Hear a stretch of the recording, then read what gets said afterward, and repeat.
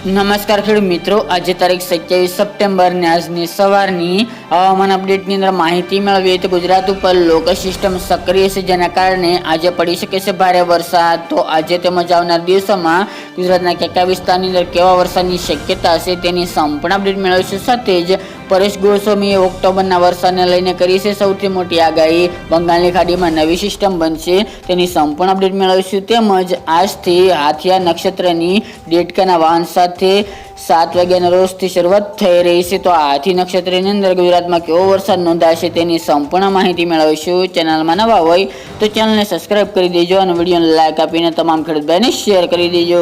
ખાસ કરીને અત્યારે ગુજરાતની અંદર થંડરસ્ટોર્મ એક્ટિવિટી થઈ રહી છે, જેના કારણે ગાજવીજ સાથે અને તોફાની પવન સાથે ગુજરાતની અંદર અલગ અલગ વિસ્તારોમાં વરસાદી માહોલ જોવા મળી રહ્યો છે. છેલ્લા 3-4 દિવસથી ગુજરાતના સૌરાષ્ટ્ર અને દક્ષિણ ગુજરાતની અંદર મધ્યમ ભારે તો કોઈક વિસ્તારની અંદર અતિ ભારે વરસાદ નોંધાઈ રહ્યો છે. આજે પણ ગુજરાતના અલગ અલગ વિસ્તારની અંદર મધ્યમ ભારે વરસાદની સંભાવના રહેલ છે, જેમાં સૌરાષ્ટ્ર અને દક્ષિણ ગુજરાતની અંદર વરસાદની તીવ્રતા વધુ જોવા મળશે, જ્યારે મધ્ય પૂર્વ અને ઉત્તર ગુજરાતના કોઈક છૂટાછવાયા વિસ્તારની અંદર હળવા સામાન્ય મધ્યમ વરસાદ નોંધાય તેવી સંભાવના દેખાઈ રહી છે. આજે પણ ગુજરાતની અંદર લો સિસ્ટમ બની રહી છે, ભેજનું પ્રમાણ વધારે જોવા મળી રહેશે. જ્યાં ગરમીને બફારાનું પ્રમાણ વધારે જોવા મળશે ત્યાં ભારે વરસાદ નોંધાઈ શકે છે.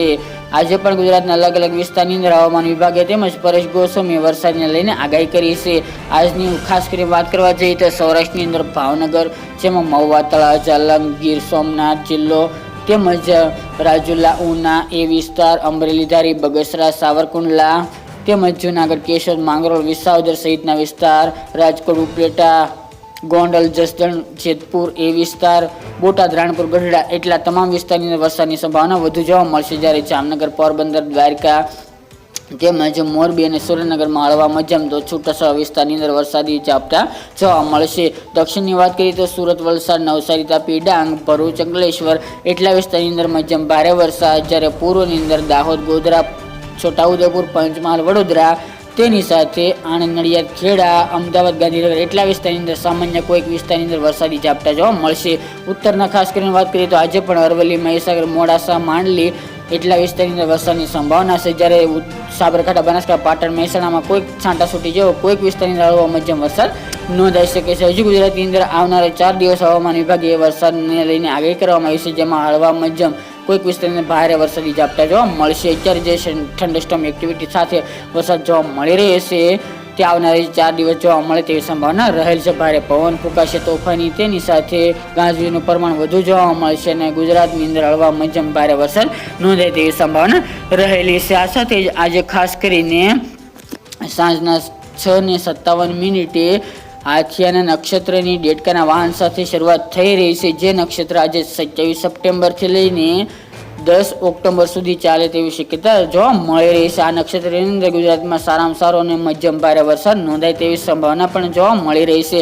અંબાલાલ પટેલ તેમજ પરેશ ગોસ્વામી આગાહી કરતા જણાવ્યું છે કે આ નક્ષત્રની અંદર ખાસ કરીને ગાજવીજનું પ્રમાણ, તોફાની પવનો આવતા હોય છે, જેના કારણે આ નક્ષત્ર ગુજરાતમાં સારો વરસાદ લાવે તેવી સંભાવના રહેલ છે. હાથિયા નક્ષત્રની અંદર બંગાળની ખાડીમાં એટલે કે 30 અથવા તો 1 ઓક્ટોબર દરમિયાન એક નવી સિસ્ટમ બનવા જઈ રહી છે. તે સાયક્લોનિક સર્ક્યુલેશન બનશે, ત્યારબાદ તે આગળ વધશે એટલે કે ઉત્તર પશ્ચિમ દિશા તરફ આગળ વધે અને ગુજરાતમાં સારામાં સારો વરસાદ લાવે તેવી સંભાવના રહેલ છે. આ સિસ્ટમ મોટી છે, લો પ્રેશરમાં ફેરવાશે કે વાવાઝોડું બનશે તે આવનાર દિવસોમાં જણાવશે, પરંતુ આ સિસ્ટમ વધુ મજબૂત બનીને આગળ વધે તેવી સંભાવના રહેલ છે. સિસ્ટમનો ટ્રેક ઉપર નક્કી થશે કે ગુજરાત તરફ આવશે કે નહીં અને ગુજરાતમાં વરસાદ આવશે કે નહીં, તેનો વરસાદ કેટલો હશે, કેવો જોવા મળશે તેની અપડેટ આપણે દિવસે દિવસે આપતા રહીશું. પરંતુ અત્યારની અપડેટ પ્રમાણે કે બંગાળની ખાડીમાં આવનાર દિવસોમાં એક લોકલ સિસ્ટમ બને તેવી શક્યતા રહેલ છે. આ સાથે જ અંબાલાલ પટેલે જણાવ્યું છે કે અરબી સમુદ્રમાં પણ આજે અને કાલે એક લો પ્રેશર હળવું બને તેવી સંભાવના રહેલ છે, જેના કારણે અંબાલાલ પટેલની આગાહી અનુસાર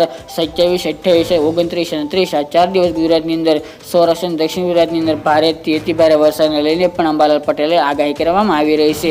અંબાલાલની આગાહી મુજબ ગુજરાતમાં વાવાઝોડાનો ખતરો પણ ટોળાઈ રહ્યો છે, પરંતુ તે ઓક્ટોબર મહિનામાં પાકી માહિતી મળશે. અત્યારે એને પૂરતી માહિતી નથી, એટલા માટે આજે આપણે આવનાર વિડીયોમાં જ જણાવીશું. અત્યારની અપડેટ માટે એટલું જ. ફરી એક નવા વિડીયો સાથે મળીશું. જય જવાન, જય કિસાન.